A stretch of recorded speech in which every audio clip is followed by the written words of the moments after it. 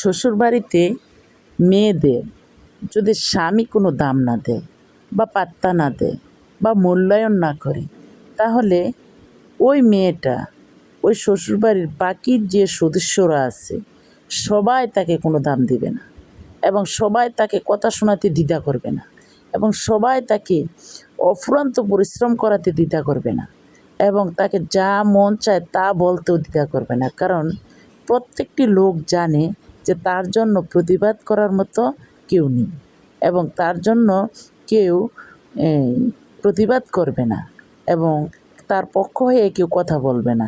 কারণ তার হাজব্যান্ড তাকে দাম দেয় না, তার হাজব্যান্ড তাকে মূল্যায়ন করে না। অতএব সবাই তাকে কুলোর বলদের মতো খাটানোর চেষ্টা করবে এবং তাকে অবহেলিতভাবে রাখতে চেষ্টা করবে। এটাই নিয়ম।